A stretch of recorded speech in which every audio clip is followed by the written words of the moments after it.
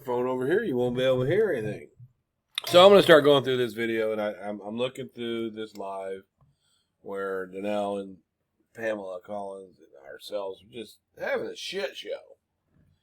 But, you know, now I get to go back through it and show the points, you know, without being accused of being a pedophile or being accused of having mental illness or being accused of beating my wife or being accused of being a cocaine addict or being accused. You know, now I don't have to listen to it, and I can take all that shit out and think clearly to literally have a debate with this person. What she does is derail. She's derailing by coming right in and insulting the way she did. That's a derail. Had she came in to speak about the case, that's what she would have got. It's all convenient for her to pick and choose what she wants to talk about when it comes to the case. But anyways, I'll go back through, and we can listen to a part of it here, and I'll go back through and improve myself over the next few videos with Danelle here. So we're talking about drug abuse. You know, I had asked her, you know, how does her mother know how thin a cigarette paper is? And then we were talking about, you know, do you think Darlene Darren had a drug problem? And she accuses me of smoking different things, apparently. And, you know, if I'm not provoked and I'm not intimidated by someone, I am like a fucking big, huge teddy bear. But when I'm being provoked and instigated in such a personal way that she has done over the last few months, she's accusing me of harassing her, which is a crime. Said she'd rather would want me behind bars. She's saying that I'm a pedophile, that I mess with my kids, that I abuse my wife, that I don't have a job, that I'm a drug addict. And she brings up my past, which is fine because I've already put all that stuff out there. It's really cool to me to be able to come from such a traumatic past and even be the person I am today. Because you would think that what I went through, that I would just be dead, a drug addict, or in prison for the rest of my life. But I have actually been able to maintain life with a certain amount of trauma in my background, with obstacles along the way, all with diagnosis, all dealing with panic attacks and things like that. All of my mental health problems stopped when I got married and had started having kids. Because I didn't have time for anxiety attacks, and I didn't have time for panic attacks, and I didn't have time for IED. I didn't have time for antisocial personality disorder. I didn't have time for none of that shit. I had time to get to work and take care of my family, and I was doing really well with it. So I've had to live with these underlying, undiagnosed, untreated type of shit, and I've dealt with it myself. I just now went back to the doctor after I wasn't able to work for a while. That's very, very depressing for a man who's always been able to hold it together, always been able to dig a family out of a hole, always been, you know, and I've always been able to, if she wants something, you go get it, no problem. So when I had this disability started, which she made jokes about that too, he had problems with his back, you know, all that medical evidence is there. I'm not faking nothing. I'd much rather be making 4 times more than what I do now. I'd much rather be proud to go to a good job where I had a respectable job and come home knowing that I did a good job. I can sometimes barely get across my house now. She goes, you're perfectly able to work. You can sit on YouTube. What's that got to do with anything? All I need for YouTube is my thumbs. Literally. You can sit on YouTube. You don't know how, you know, I can't sit here all the time. Sometimes I got to get up and stretch. I got to do my physical therapy. I got to get out and walk. I have to do my stretches. Got to take my medicine. Got to socialize with my family. Got to look up medical stuff. You know, I'm literally on 30 different kinds of medicine right now. Literally. And you, as a nurse, make insults towards people that are having disabilities that are from no choice of their own. Do you do this to your patients? Is this why you're not having a hands-on job anymore? You know, if the people you work for heard your real thoughts about persons that are on disability when you call it living on other people's money, that's how dumb that you are, especially when your mother has got to be collecting something.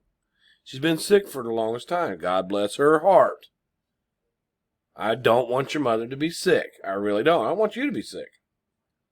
But I'm not going to put up with your bullshit. You can't provoke and intimidate like that. I'm not. You know that I've never harassed you. You know that the post that you put up about me on Facebook is all a complete lie. That's why you wouldn't own it. You know that that's a lie. And then you're going to turn around and provoke somebody and then talk about what a bad person they are. You know, if you kick a dog into the corner, you're going to get bit. And if you kick a dog like me in the corner, you're going to get bit, and then I'm going to hump your leg. Because once somebody pushes me to that, what my record will show you if you go back and look to it, right? Once somebody pushes me to that limit with me, once I get to a certain point, there is no turning back. Because I will only take so much from someone. Because there was a point in my life where I was forced to take a whole bunch of shit from people and I couldn't do nothing about it. But see, now I don't have to put up with you fucking bullies, no matter you have tits or not. I don't give a fuck about somebody being a female and think they're going to come up here and tell me that I molest my kid. I don't care about that. Fuck you. You're a dumb bitch. You're a dumb bitch. And you deserve to suffer for what you said about myself and my family. You managed with your mouth to single-handedly upset this entire fucking house. You did that. Are you proud? Sure, you be proud. But I'm going to handle you in such a way that it fucking annoys you to no end. Legally. As long as you're on social media. But here she accuses me of being some kind of drug addict. And I want to show my truth. Because this woman is a fucking idiot. That's what she is. A drug problem? No, I think cocaine would be a drug problem. You think that evidence... So, Brian, do you have a drug problem? Now, listen to her. I said, I'm talking about the cocaine over in the house. Poor Pam's trying to get a word in edgewise. But I'm talking about the cocaine in the house, and she wants to throw it at me about cocaine. Listen to her. Are you saying that you have a drug problem? Where once did I say that I had a drug problem? Poor Pam. Okay, but look, I'm going to go back. Yes. No, Cirilla said that she wanted to divorce Darren beforehand. Cirilla did say that. No. Oh, so Cirilla's lying? Yeah. Okay. You proved that, Brian. So tell me, do you think that... I can't find that video. Oh, that's a bummer. And see, and they love the fact that those videos that I had of Beja, and I had 2 hour-long things with Beja, and one with Cirilla. And I tripped Cirilla up badly, and Pam was with me for that. She was right there on the other side. Whenever one of these fuckers comes along, I got a hold of Pam. So I'm talking to Pam in the chat. You know, I'm like half asleep. I got no shirt on. I didn't have none of my sound, none of it set up. I just turned my computer on. There she was. 3 a.m. called me.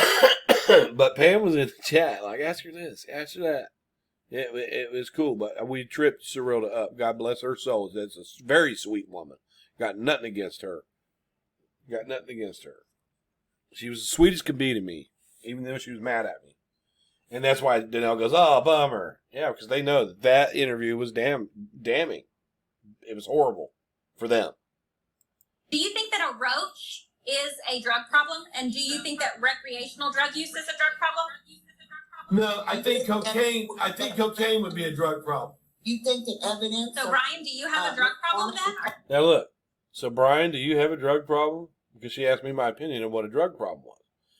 Now, marijuana is, you know, that's not a problem to me. It isn't. But cocaine is not. It's not doing anything medically for you. You know, it's just a drug. But let's do it. Are you saying that you have a drug problem? Do you think that evidence... No, I don't do cocaine. Cocaine in the house? Right. Or... I don't do cocaine. Here, a little smart ass. Right. Here. Evidence of... Right. Twice. Right. No drug use in the house? I just started smoking pot again about 3 weeks ago. I had quit for maybe 4 years.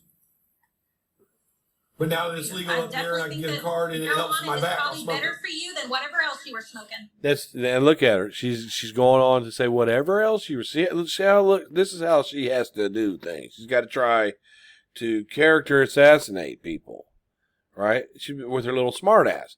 She wants so bad for her sister to be innocent, but she just can't make her that way. And we are the glue that binds that guilt into solidity. And she just can't get through that glue. But listen to her little smart ass again. Yeah, what? No, I don't smoke anything else. I don't have a drug problem. Can you tell me about my mental illness diagnosis that I have? All right, so she laughs, right? Where I don't have a drug problem. She laughs. Listen to her. And see, we're not the kind of people that want to come at you with, character assassination, things that aren't facts. And we're also the kind of people that want to, be able to show you receipts when someone makes an accusation against me, like, right, yeah, so you saying you're a drug addict? Well, whatever else you were smoking, Brian, right? I had told her that I had just started smoking weed about 3 weeks ago. So let's take a look here. This is my mind chart from, I keep track of all of my health issues here. These are my test results. And we're going to go down here to my last urinalysis. Let's see. No, I want the one that was done by Dr. James Gallagher. Yeah, I like him.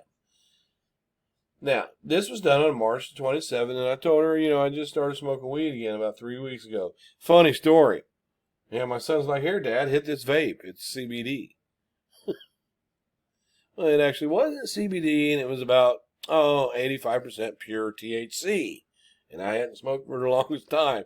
So, I hit it a couple times, and he jets out, Because I was, he knew I didn't smoke. He knew I quit smoking. And he jets out all of a sudden. Next thing I know is I'm higher than shit.